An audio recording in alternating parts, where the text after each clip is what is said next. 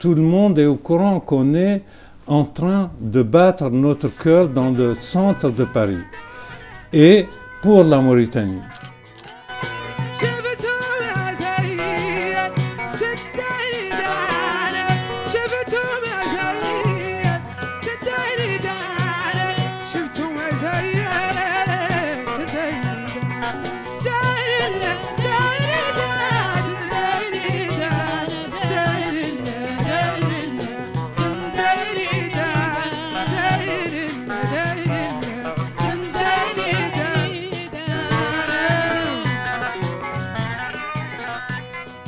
Déjà, sans demander d'autorisation à personne, à part Allah Tabaraka wa Ta'ala, je suis l'ambassadeur autoproclamé de l'art contemporain de Mauritanie en Occident.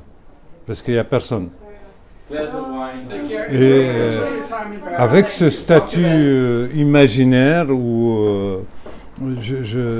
j'arrive à faire des expos, j'arrive à représenter la Mauritanie partout où elle est ignorée.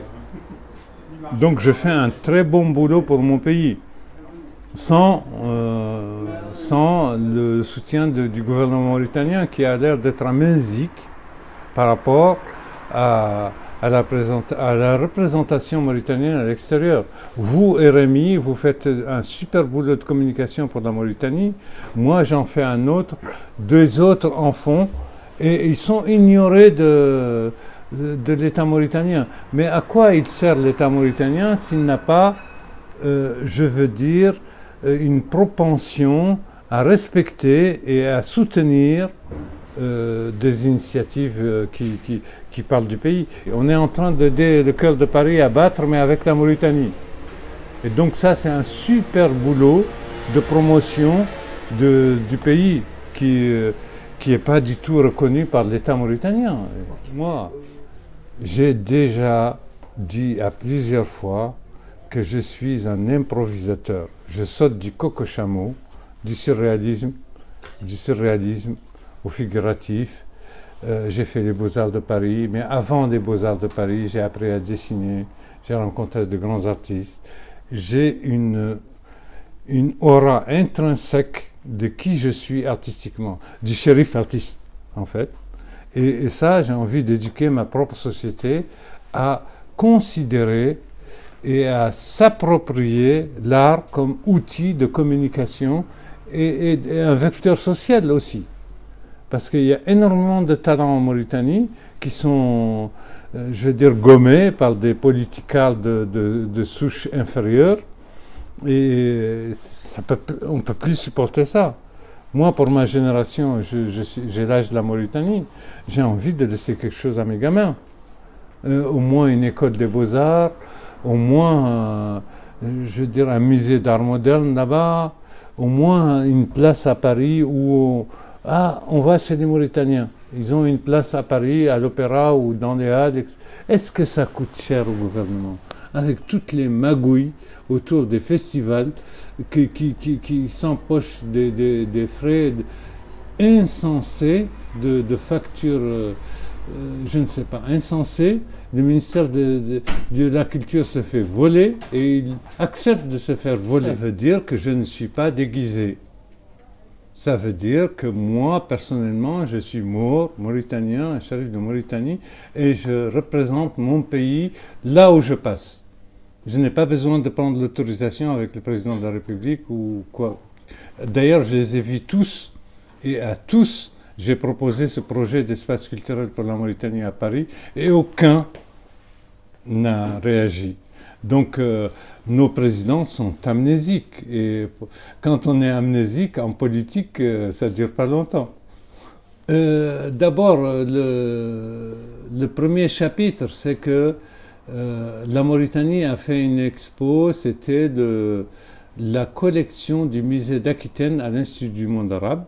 Et ils avaient oublié une chose, c'est l'histoire postale de la Mauritanie, et la caravane des échanges culturels et artistiques internationaux que je représente a fait une expo comme ça. Et j'ai suivi Maouia dans toute la visite, et il y a un moment donné, il voulait l'amener au cocktail. Moi, je l'ai pris comme ça. Je lui ai dit, écoute, il faut que tu vois mon expo. Et mon expo était une communication politique. C'est-à-dire que j'ai eu la chance que j'ai un timbre République islamique de Mauritanie qui trace l'aéropostale et la France venait de sortir le billet de 50 € sur le même thème. Je lui ai dit, Monsieur le Président, vous êtes en train de... Il y avait Michel Roussin avec Darpésani et tout ça. Il dit, vous êtes en train de venir demander des sous à la France. Maintenant, moi, je vais vous montrer comment demander ça de manière...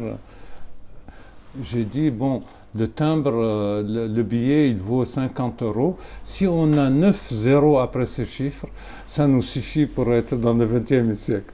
Et il a écouté ça, ils ont rigolé, mais c'est de la communication politique via l'art. Moi, je suis spécialisé là-dedans. Parce que moi, j'ai une culture internationale, universelle, et je m'en sers. C'est mon substrat de communication et d'inspiration et d'expiration. C'est-à-dire que je me lâche. C'est-à-dire, je ne peux pas, je peux rien refuser, quoi. Moi, je suis pas partisan d'aucun parti.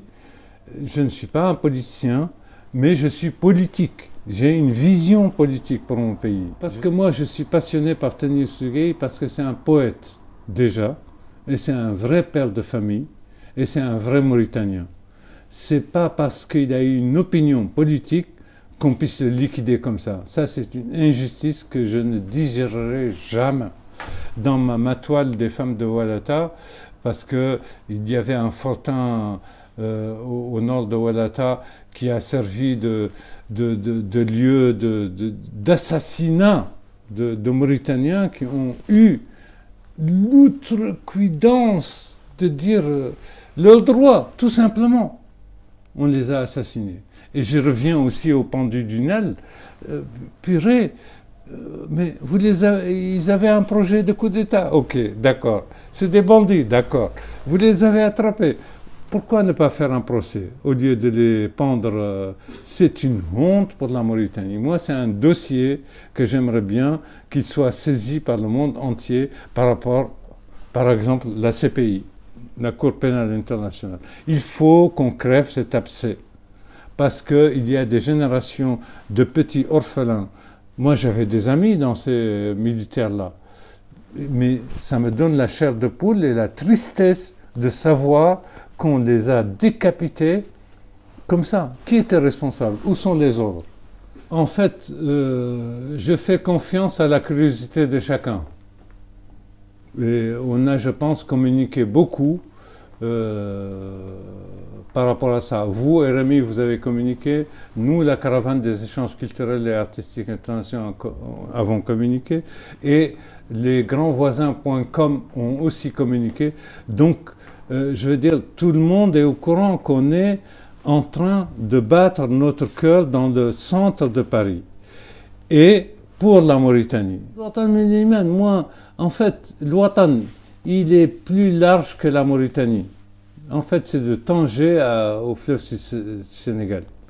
Je veux dire, pour moi, en personne, je n'ai pas de frontières.